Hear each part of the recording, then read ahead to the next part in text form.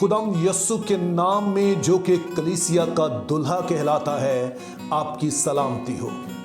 कुछ अरसा पहले हमारे चर्च में एक शादी थी और जिस बेटी की शादी थी उसने मुझे बताया कि पर सब मेरी कुछ सहेलियां हैं जो कि गैर मसीही हैं और ना सिर्फ वो शादी अटेंड करना चाहती है बल्कि उनकी ख्वाहिश है कि वो निकाह की रस्म जो है उसको भी देख सके।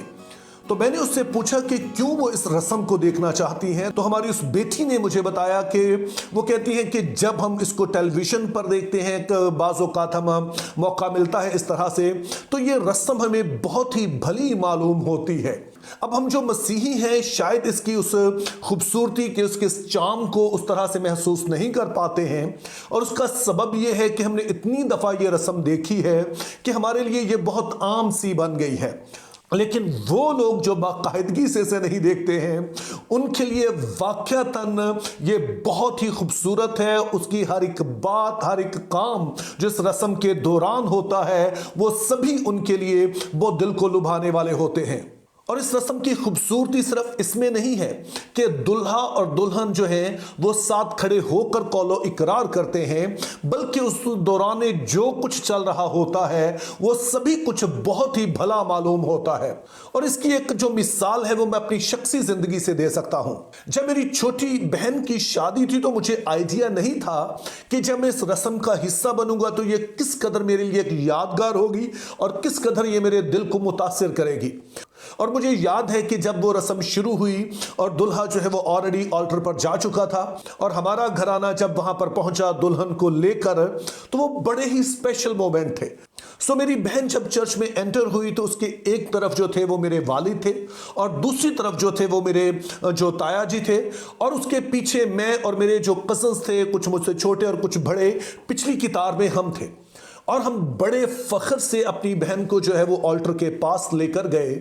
और ये वो लम्हे थे जब मैंने इस रस्म की खूबसूरती को महसूस किया कि अपनी छोटी बहन की इन खुशियों में शरीक होना और फिर उसे अपने हाथों से इस शादी के लिए पेश करना। मैं आज भी जब उन लम्हों को याद करता हूं तो मेरे रोंगटे खड़े होते हैं कि किस कदर ये एक खूबसूरत और बामानी रस्म होती है। लेकिन अब सवाल पैदा होता है कि ये रस्म हमारे पास आई कहां से। तो बाज़ औक़ात हम समझते हैं कि ये रस्म जो है हमारे पास जो है मगरिब से आई है। नहीं मेरे अजीजों, ये रस्म हमारे पास खुद बाइबल मुक़द्दस से आई है। अब जरा याद कीजिए कि जब खुदा आदम पर गहरी नींद भेजता है और उसकी पसली से हवा को बनाता है तो उसके बाद लिखा है कि खुदा हवा को आदम के पास लेकर आया। सो मसीही शादी में जब वालिद अपनी बेटी को दुल्हे के पास लेकर आते हैं तो ये उसी बात की नकल है जो बाग़े अदन में हम देखते हैं कि जब खुदा हवा को बनाता है तो अपनी बेटी के तौर पर वो आदम के पास उसे लेकर आता है। अब अगर आपने कल की वीडियो देखी है तो मैंने आपको बताया कि जब खुदा ने आदम और हवा को अपनी सूरत और शबीह पर बनाया तो उसका एक मतलब बनता है कि उन्हें अपने खानदान, अपने बच्चों के तौर पर बनाया। और अब जब खुदा हवा को लेकर आदम के पास आता है तो ये ऐसा ही है कि एक बाप जो है वो अपनी बेटी को शादी के लिए पेश करता है।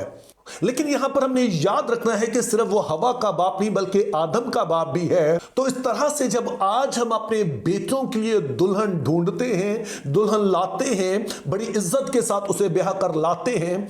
तो ये भी ऐसे ही है कि जैसे खुदा ने आदम के लिए दुल्हन ढूंढी और उसे लेकर आया। लेकिन यहां पर खुदा का रोल सिर्फ हवा के बाप का नहीं है, सिर्फ आदम के बाप का नहीं है, बल्कि एक तीसरा रोल भी नजर आता है जो कि मसीही शादी का अहम जुज है और वो ये है कि ये शादी खुद खुदा करवाता है। तो आज जब खादमीन जब इस निकाह को पढ़ते हैं तो वो खुदा के खादम होकर, खुदा के नुमाइंदे होकर वो इस रस्म को अदा कर रहे होते, इसको सोलमनाइज कर रहे होते हैं। लेकिन ये बात यहां पर भी खत्म नहीं होती है, बल्कि हम देखते हैं कि जब निकाह होता है तो फिर उसके बाद जब निकाह नामा तैयार किया जाता तो उस पर गवाहों के दस्तखत होते हैं। और मलाकी की किताब में खुदा ताला फरमाते हैं कि मैं तेरे और तेरी जवानी की बीवी के दरमियान गवाह हूं। सो यूं हम देखते हैं कि जो मसीही निकाह है वो बागे अदन में होने वाली शादी का अक्स है, और इसमें जो मुख्तलिफ किरदार हैं, जो दुल्हे के बाप का है, दुल्हन के बाप का है, और जो पास्टर साहब का होता है, और फिर हम कहेंगे कि जो गवाह का होता है, वो सारी की सारी जिम्मेदारी जो है वो खुदा खुद निभाता है। लेकिन मेरे अजीजों, आपने याद रखना है कि ये बातें मैं अपने पास से नहीं कह रहा हूं, बल्कि जब मैं मरकस की अंजील उसका 10वां बाब पढ़ता हूं तो वहां से मुझे पता चलता है कि यीशु मसीह का मानना यह है कि अगर शादी से मुतालिक हमने कुछ सीखना है तो फिर बागे अदन में होने वाली जो पहली शादी है, जो कि शादी के ताल्लुक से खुदा का ओरिजिनल प्लान था, हमें उसको देखना होगा। क्योंकि मरकस 10 बाब में यीशु मसीह से सवाल यह पूछा गया था कि किस सबब से हम तलाक दे सकते हैं।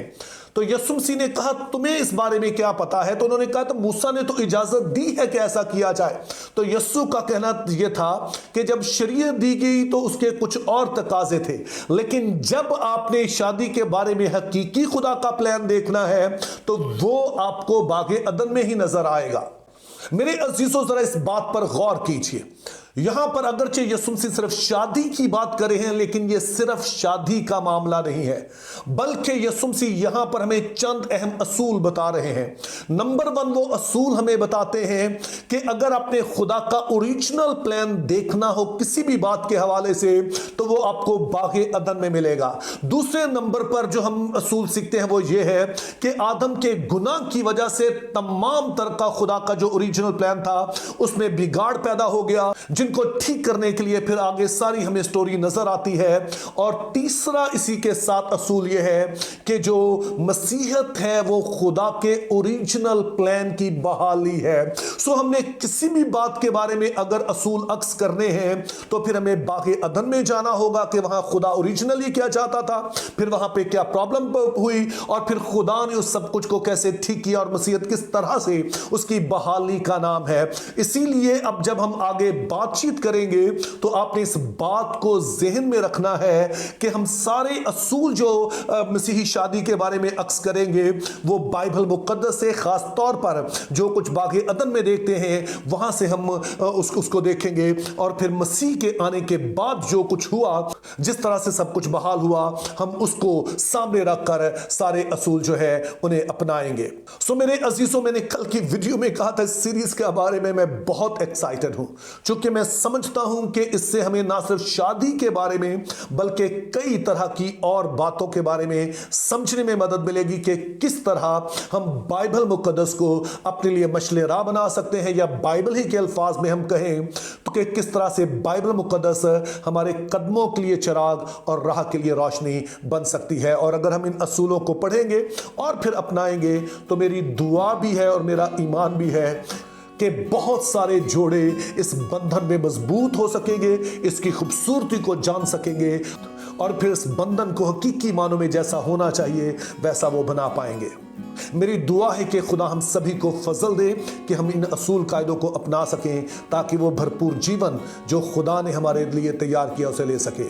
Think biblically, live purposefully, have a very good day.